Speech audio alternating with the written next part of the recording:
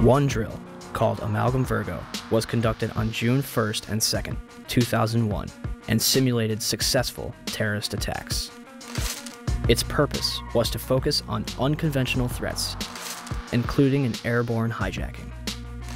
One plan would simulate the hijacking of a commercial airliner, which would be crashed into the Capitol. The second part of the exercise, which was planned but not executed before 9/11, involved two planes with actual pilots on the flight deck. FBI agents would hijack the planes and divert them to secure locations. And on its cover, Osama bin Laden. In fact, multiple war games were underway on 9/11 itself. The question was, we had 4 war games going on September 11th, and the question that I tried to pose before the secretary had to go to lunch was whether or not the activities of the 4 war games going on September 11th actually impaired our ability to respond to the attacks. The answer to the question is no, did not impair our response. In fact, General Eberhart, who was then the commander of North American Aerospace Defense Command, as he testified in front of the 9/11 Commission, I believe he told them that it enhanced our ability to respond. There were 2 CPXs. There was one Department of Justice exercise that didn't have anything to do with the other 3, and there was an actual operation ongoing because there was some Russian bomber activity up near Alaska. So, did the war games ultimately help or hinder our response? September 11th was day 2 of Vigilant Guardian, an exercise staged by the Joint Chiefs and NORAD, which simulated hijacked planes in the northeastern United States. Vigilant Guardian is a branch of Global Guardian, a mass Armageddon exercise being conducted at Offutt Air Force Base in cooperation with NORAD. Originally scheduled to take place in late October, Global Guardian was moved to September. The exercise is reportedly canceled after the second Twin Tower is hit. 3 E-4B Doomsday planes remain airborne. 2 government sources familiar with the incident tell CNN it was a military aircraft and say the details are classified. This comparison of the CNN video and an official Air Force photo suggests the mystery plane is among the military's most sensitive aircraft, an Air Force E-4B. The E-4B is a state-of-the-art flying command post, built and equipped for one reason: to keep the government running no matter what, even in the event of a nuclear war. Ask the Pentagon, and it insists this is not a military aircraft, and there is no mention of it in the official report of the 9/11 Commission. The Pentagon, the Secret Service, and the FAA all say they, at least for public consumption, have no explanation of the giant plane over the president's house, just as the smoke began to rise across the river at the Pentagon. Barksdale Air Force Base also participated in Global Guardian. Instead of returning directly to Washington, D.C., President Bush would fly to both Barksdale and Offutt Air Force Base before returning to the White House. Another drill, Northern Vigilance, moved fighter jets to Canada and Alaska to monitor a fleet of Russian MiGs on a training mission.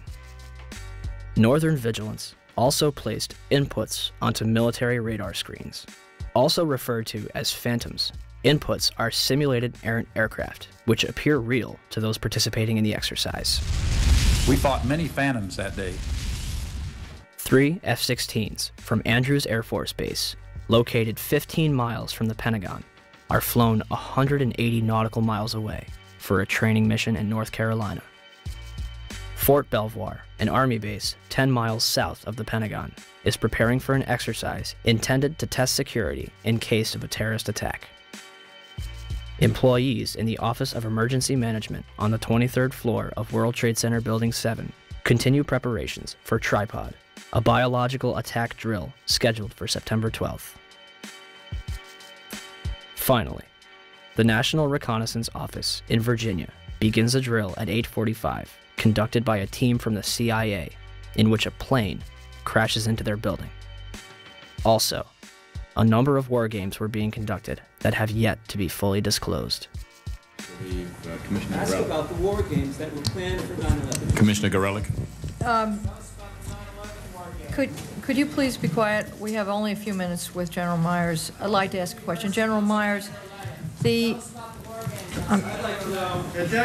I'm sorry. I would ask, please, people in the audience to be quiet if you want to stay here. Sir, statement. This commission has not answered my questions. I'm walking out. It's a farce. I will. Thank you. So let me get this straight. On the morning of 9/11, the United States is running drills in which hijacked aircraft go in and out of radar. Fighter jets are flown out of the United States, and planes are crashed into buildings. What a coincidence. And in terms of what motivated me to bring all the aircraft down, as you see one thing happen, that's an accident. When you see two of the same thing occur, it's a pattern. But when you see three of the same thing occur, it's a program. And so at that point, I decided to bring all the aircraft down.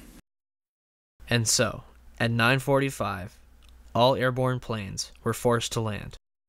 This order applied to all civilian aircraft. Certain military planes were allowed to remain airborne. By 12:16 that afternoon, the FAA managed to ground over 4,000 planes without incident. During the time that the airplane coming in to the Pentagon, there was a young man who would come in and say to the vice president, the plane is 50 miles out, the plane is 30 miles out. And when it got down to the plane is 10 miles out, the young man also said to the vice president, do the orders still stand? And the vice president turned and whipped his neck around and said, of course the orders still stand. Have you heard anything to the contrary?